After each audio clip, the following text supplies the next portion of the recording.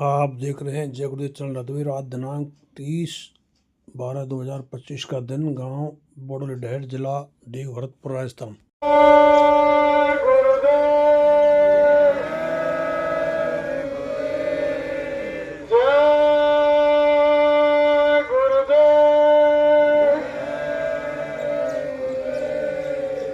गुरुदेव नाम किसका? जय गुरुदेव नाम किसका? प्रभु का पावन प्यारा नाम। जय गुरुदेव। कलयुग का कल्याणकारी नाम। जय गुरुदेव। जीवों को भव पार लगाने वाला नाम। मुसीबत और बीमारियों से बचाने वाला नाम। कलयुग में माँ बहनों की रक्षा करने वाला नाम। जीते जी प्रभु से मिलाने वाला नाम। जीते जी राम कृष्ण के दर्शन कराने वाला नाम। कलयुग में सतयुग लाने वाला नाम। ये नाम नहीं इंसान का, ये काम नहीं इंसान का। प्रेम से बोले जय गुरुदेव।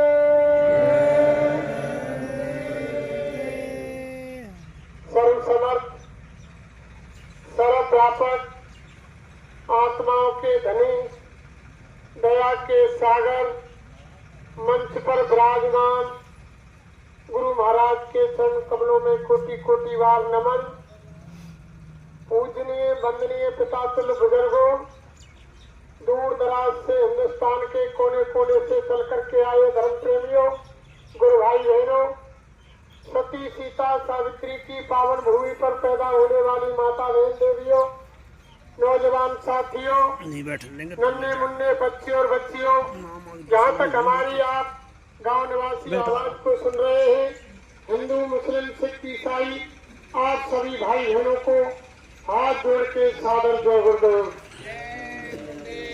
देखो प्रेमियों, आज ये जो कार्यक्रम होने जा रहा है, यहाँ पर बाबा जय गुरुदेव जी महाराज आज के दिन उन्होंने बोडोली की पावन धरा पर सत्संग व नामदान दिया।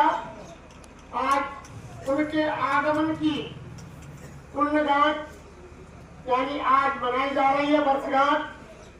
तो आज का दिन बहुत यानी आप हम सब भाई बहनों को सौभाग्यशाली है। और ये गांव और यहाँ की धरती गुरु महाराज ने अनामी धाम से चल करके इसको पावन पवित्र किया। आज उन्हीं के उपलक्ष्य में ये कार्यक्रम होने जा रहा है। आप सभी भाई बहन, हिंदू मुसलमान सिख ईसाई, किसी जाति धर्म विशेष यानी मजहब के लिए बाबा जी का ये कार्यक्रम नहीं है। ये कार्यक्रम हिंदू मुसलमान सिख ईसाई और ब्राह्मण क्षत्रिय दस शुद्ध सब कौमियों सभी धर्मों के लिए बाबा जय गुरुदेव जी महाराज का संदेश है। तो मेरा समय न लेकर के सीधे सीधे सम्मानीय रमेश जी जो उन्नाथ से आए हुए हैं, उनसे मैं निवेदन करता हूँ कि जो महाराज का संदेश आकर के सुना के लिए आधे घंटे का है। जहाँ कहीं पहले भी अल्लाह वाले उनको आने का कष्ट है।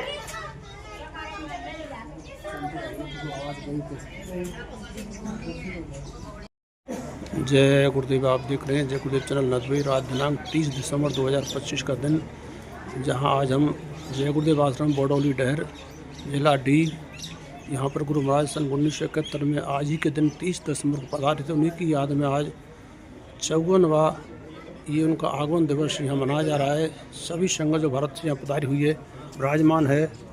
और हमारे रमेश जी इस समय गुरु महाराज के वचन सुनाने के लिए पधार चुके हैं। जय गुरुदेव। खोल लेना सर। जय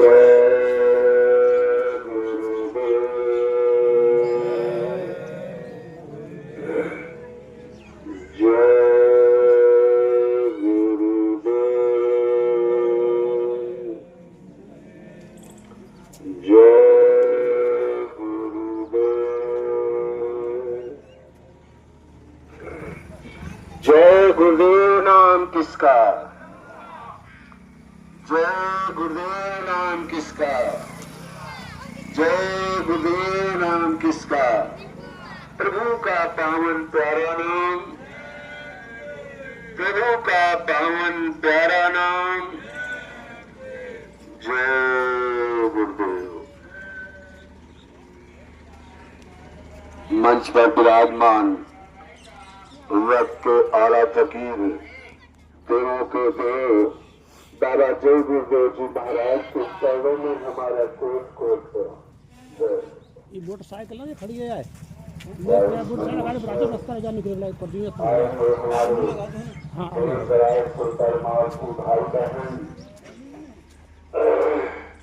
वह हमारे माननीय विधायक जी, उनको भी हमारा हार्दिक जो है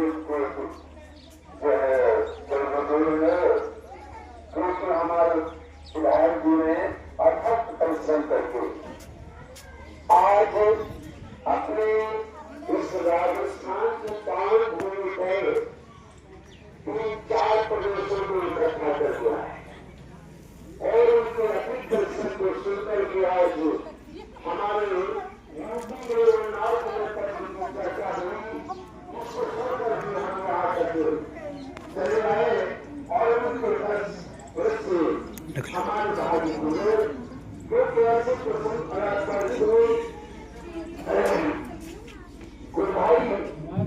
भाइयों की जरूरत है। जैसा कि आज का समय बता रहा है वो जय गुरुदेव, जय गुरुदेव। तो हम अपने परमार्थी भाई बहन और इस गांव के जो जैसा आप लोगों को पहले से अवगत कराया गया होगा कि आज बाबा जय गुरुदेव जी महाराज के अनुयायी लोग आ रहे हैं, वो समय वो घड़ी आ गई है। इसलिए हम आप लोगों से हाथ जोड़ करके प्रार्थना और विनती करते हैं कि जो इस मानव मंदिर में बैठी हुई जीवात्माएं जहां भी हैं, वो मेरी आवाज को अगर सुन रही है तो अपना अमूल्य समय निकाल करके थोड़ी देर के लिए सत्संग प्रांगण में आ जाएं, क्योंकि बाबा जय गुरुदेव जी महाराज का जो ये संदेशा यानी सुनाने के लिए मतलब है, यहाँ जो सुनाया जाएगा ये बार बार आप लोगों को नहीं मिला होगा।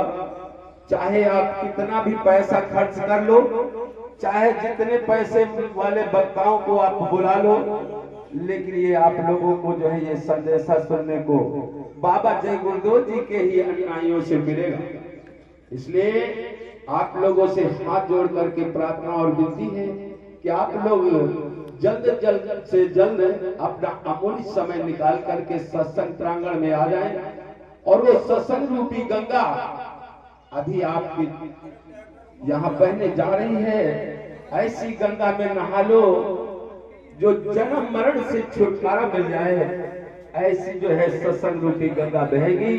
इसलिए कहते हैं संत दरस को चाहिए तज माया अभिमान, जो जो पग आगे पड़े कोटिल्य की समान। यानी अपने अमूल्य समय को निकाल करके यहाँ आइए। ऐसे परमार्थी हमारी मतलब जो है भाई और बहनों से आपका सत्संग मतलब जो है तरस परस होगा, जो जन्मों जन्मों के पाप मतलब जो है कट जाते हैं। ऐसे महापुरुषों के जब हम आप स्पर्श करेंगे तो हमारे जीवन के जो भी पाप हैं वो धुल जाएंगे। ऐसी सत्संग रूपी गंगा बहेगी। इसलिए आप लोग जल्द से जल्द देरी न करके आप सत्संग प्रांगण में आ जाएं। ये बड़ा ही अमूल्य समय है, ये बड़ा ही अमूल्य समय है। इसलिए आप लोगों से हमारे हाथ जोड़ करके प्रार्थना और विनती है। गुरुर्ब्रह्मा गुरुर्विष्णु गुरुर्देवे महेश्वरा गुरुर्साक्षात् परब्रह्म श्री तस्मै श्री गुरुवे नमः। अखंड मंगलाकारं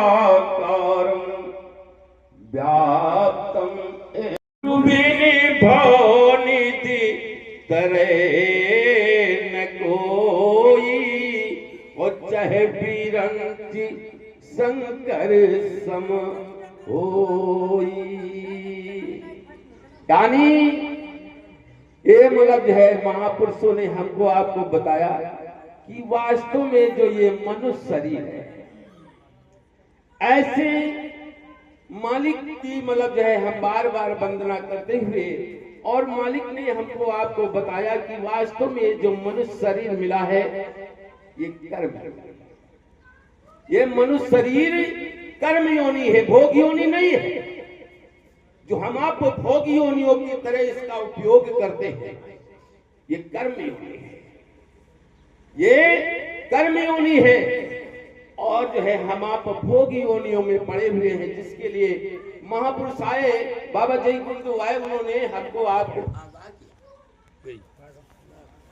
ये मैं छोड़ दो, मैं छोड़ दो, रंग टूट जाए। तो मिला है इससे भोग योनियों में, मतलब इसको ग्रंथ में खर्च करने के लिए तुम्हें नहीं मिला। ये बड़ी भाग्य से मिला है, जिसके लिए गोस्वामी जी महाराज ने रामचरितमानस में लिखा कि कबहू करी करुणा नर देहि, कबहू करी करुणा नर देहि, और देती कीस बिन हे तुलसरी, नर सम अस नहीं कौन देहि, और जीव चराचर याचक बड़ी भागी मानस तन पावा, और सुर दुर्लभ सद ग्रंथ दावा। ऐसा क्यों लिखा गया इस मनुष्य शरीर के लिए कि बड़ी भागी मानस तन पावा।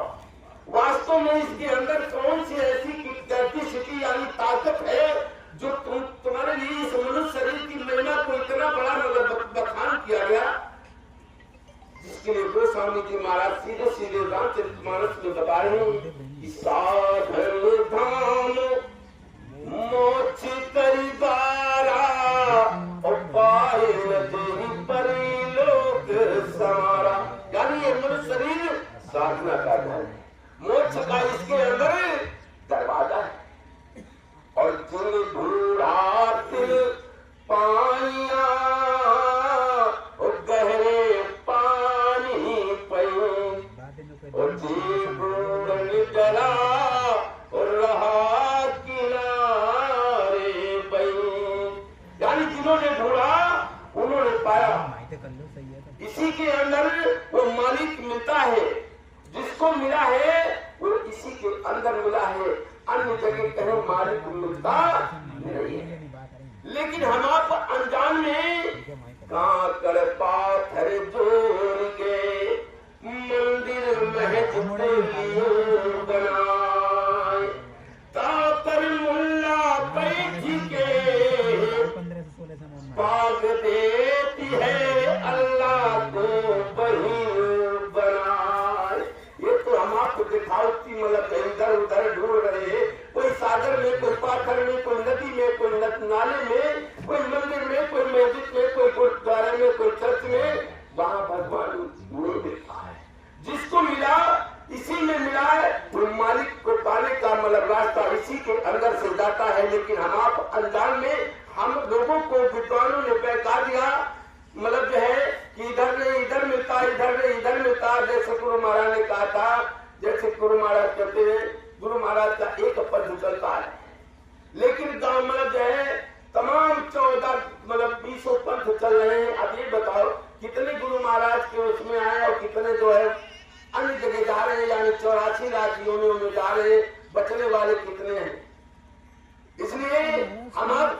बहकावे में ना आकर के हमको आपको सोचना चाहिए, क्योंकि हमारा जो ग्रंथ है, ये जो रामचरितमानस ग्रंथ है, हमारे हिंदू समाज का सबसे सर्वोपरि ग्रंथ है। सबसे पहले अगर हिंदू समाज में कोई शुभ कार्य होता है तो जो है रामचरितमानस का ही पाठ होता है।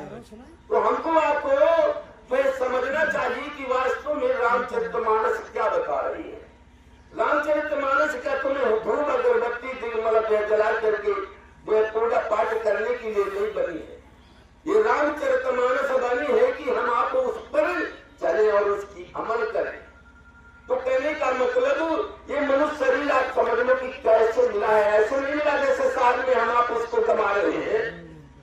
ये बड़ी मुश्किल से लग 84 भटक कर पग पर अटको आए और अब की पासा ना पड़ो तो तुम 84 जाए।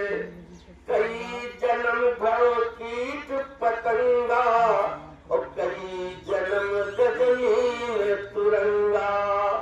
कई जन्म स्थावर गए और जब आई जगदीश मिलन की बेड़ा तब पायो तुमने ये मनुष्य शरीरा। कई जन्म जब झटका खायो तब ये मानो तन दुर्लभ तुमने पायो। यानी 4 खान 84 से निकल करके ये जीवात्मा आज मनुष्य शरीर में आई है। ये सीढ़ी का 9वां आखिरी डंडा है और सीढ़ी के आखिरी डंडे पर ये जीवात्मा पहुंच चुकी है। और अगर जरा भी चूक हो गई तो आखिरी का डंडा, वो जो आप छत पर चढ़ने वाला डंडा है, वो अगर तुम जरा भी चूक गए तो बीच के डंडे फिर मिलने वाले नहीं। 84 में जीवात्मा चली जाएगी, जिसके लिए महापुरुष बराबर बता रहे हैं कि देखो ये साधन काम मोक्ष करवाना, ये साधना का घर है और इसी के अंदर मोक्ष का दरवाजा है। इसी से आप सुमिरन ध्यान भजन करके अपनी जीवात्मा को जगा लो। अन्य जगह इधर उधर भटकने की कोई जरूरत नहीं है, लेकिन हम आप इधर उधर भटक गए हैं। लेकिन इसीलिए संत की बात को मानना चाहिए, लेकिन लोग संतों की बातों को एनर्जी हो गई। संतों से लोगों को बहुत बड़ी एनर्जी हो गई, क्योंकि संत लोगों ने इसका बिजनेस बना रखा। ये इधर उधर के जो संत हैं, इन्होंने इसको बिजनेस बना रखा। क्यों? कनारी मरी घर संपत्ति नासी और रखाए हुए सन्यासी। यानी उनकी धन दौलत जब चली गई, लड़के बच्चों से निवृत्त हो गए, तो उन्होंने सर रखा लिया और इधर उधर गए, भागने लगे। और जब भागने लगे तो उनको इस चीज का तो पता ज्ञान है नहीं कि गुरु भक्त कैसा होना चाहिए, शिष्य कैसे होने चाहिए, हमें क्या करना चाहिए क्या नहीं करना चाहिए। किसी गुरु महाराज के पास, किसी गुरु के पास गए नहीं, यूं ही भरने लगे। तो बड़ा उल्टा सीधा काम करते हुए और जिससे लोगों को एनर्जी हो गई। संत महात्माओं से एनर्जी होगी, क्योंकि उन्होंने लूटपाट चालू कर दिया। यानी गली गली गुरुआ पुकारी और चेलो कंठी ले और नरके जाओ चाहे स्वर्ग जाओ हमें दक्षिणा दो। यानी उनको इस चीज से कोई मतलब नहीं है कि चाहे तुम नरक में जाओ चाहे स्वर्ग में जाओ, में दक्षिणे की जरूरत है। आपको ये नहीं बता सकते कि आप ये काम करना, ये काम नहीं करना, ये करना चाहिए नहीं करना चाहिए। ये चीज का उनसे कोई मतलब नहीं है। इसलिए लोगों को संत महात्माओं से एनर्जी होने लगी। लेकिन बगैर संत महात्माओं के कुछ होने वाला नहीं है, क्योंकि संत मही बिचरई हेता और जड़ जीवों को करे सचेता। ये संतों का काम है, ये संतों का काम है कि हम आप जड़ जीव हैं, हम आप जड़ जीव हो गए हैं। पत्थर को पुंज से पुंज परेशान हो गए।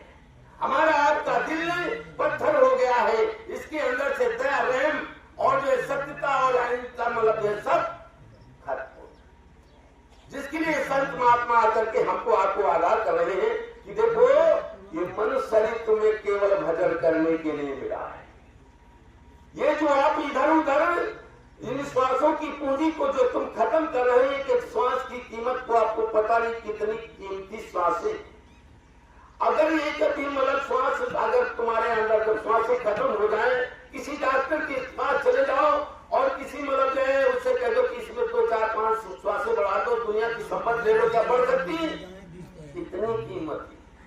इतनी कीमती श्वासें कि जिसका कोई मोल है नहीं, लेकिन हम आप इसको ऐसे खर्च करते हैं कोयले के बराबर।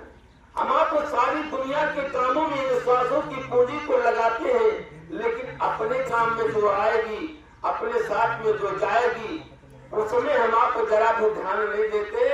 जबकि लिखते हैं और कहते हैं सांस सांस पर आस तुम्हारी, सांस सांस पर आस तुम्हारी, और न काहू के भरोसो चरण कमल का तेरो, चरण कमल पर शीश चढ़ा कर, चरण कमल पर शीश चढ़ा कर, भागी जगा निज ले भरोसो चरण कमली का तेरो, जब से जीव भयो संसारी, जब से जीव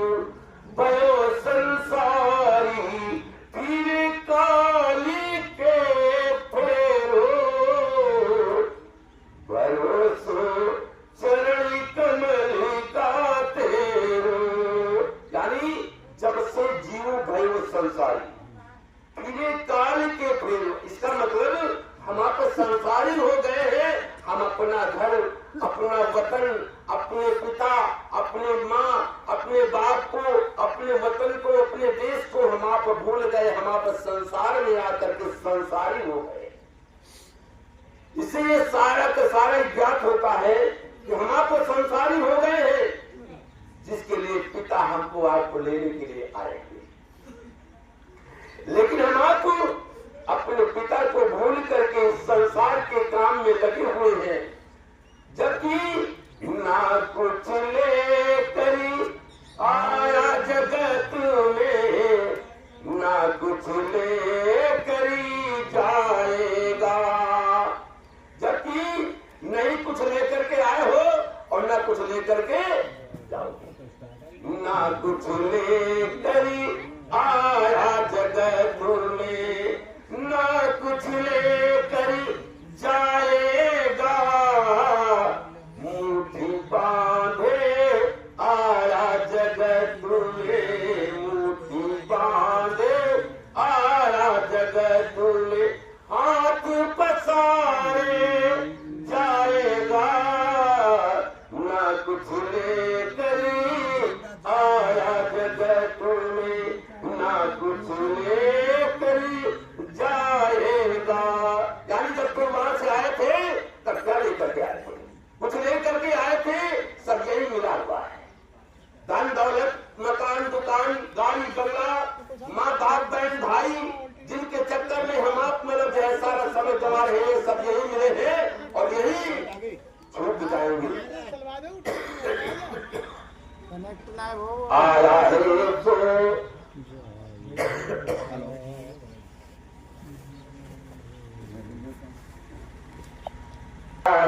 सो जाएगा राजा रंग फकीर, आया है सो जाएगा राजा रंग फकीर।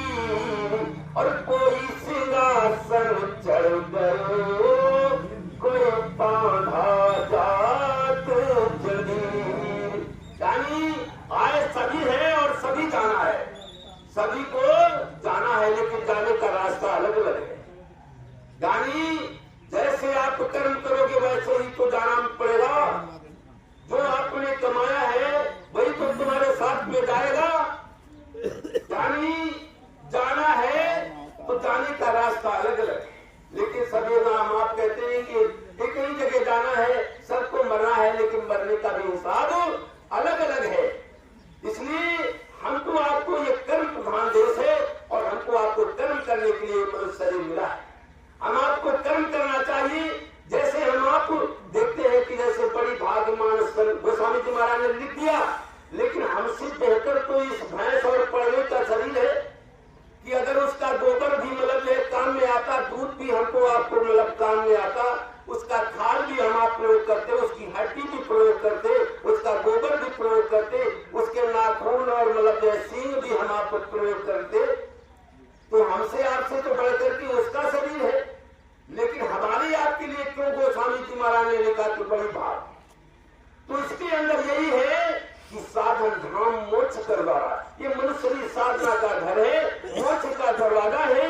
और जिन्होंने ढूंढा उन्होंने पाया, इसी से वो मालिक परवरदिगार भगवान खुदागार जो है इसी से मिलता है, अन्य जगह कहीं नहीं मिलता।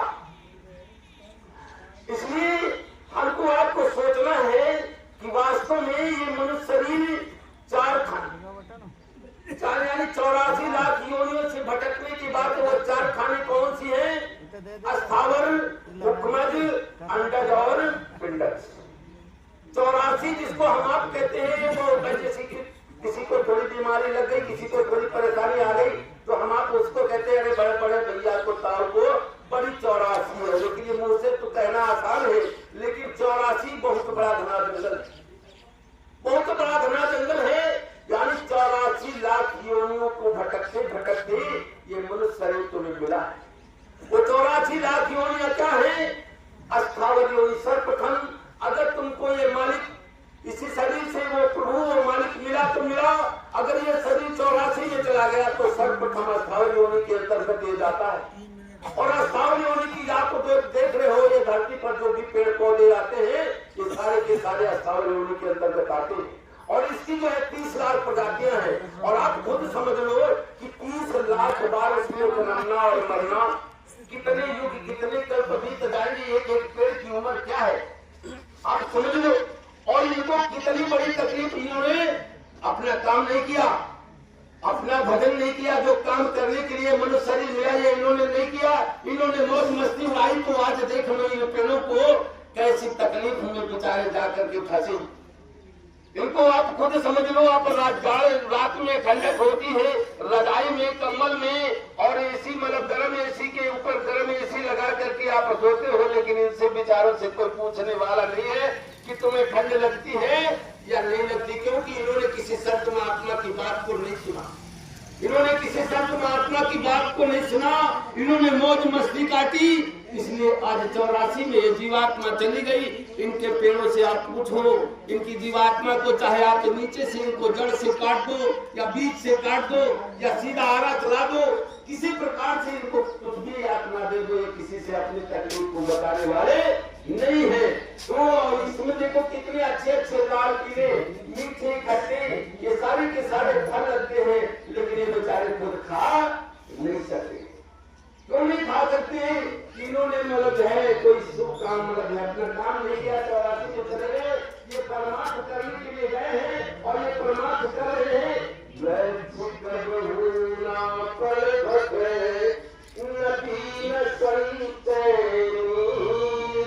परमार्थ के सारे संतन भरा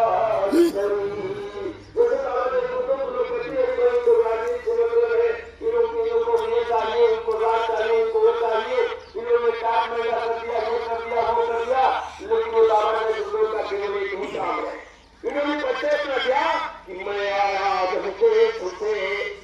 जहाँ तुम्हारे धाम और तुम्हें वहीं पहुंचा एक हमारो। ये लेकर के बाबा जो आए, लेकिन हम आपको मतलब है इनकी बात को मैं समझ करके हम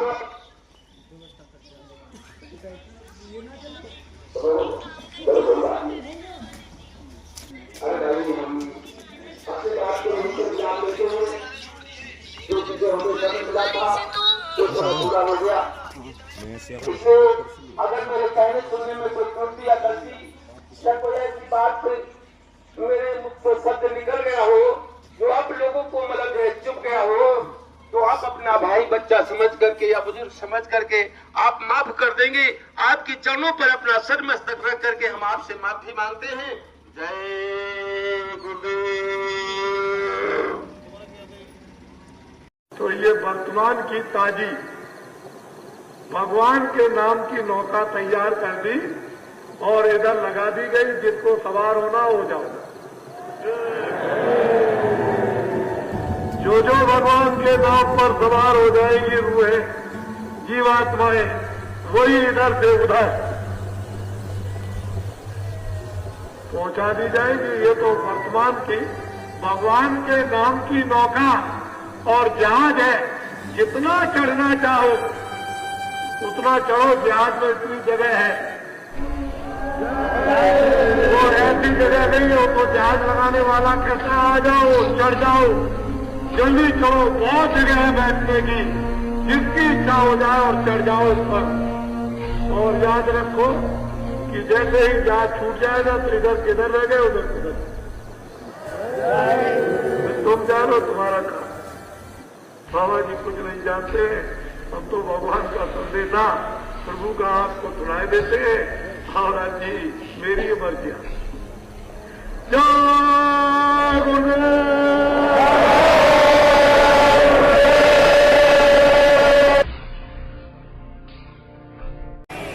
और रेडियो पर आपने जो ढंढोरा पीट रखा है और जो नसबंदी और गर्भपात आपने जो कुछ भी करवाया और 4-4, 5-5 महीने के बच्चों को जो आपने गिरवा दिया, क्या ये हत्या नहीं है? ये अपराध नहीं है? अंग्रेजों के राज में एक भी अगर गर्भपात गिराया जाता था और पता चल जाए अधिकारियों को तो न्यायालयों में जाकर के उसको सजाए मौत की सजा होती थी। आए देशवासियों, क्या वो कोई कानून नहीं था?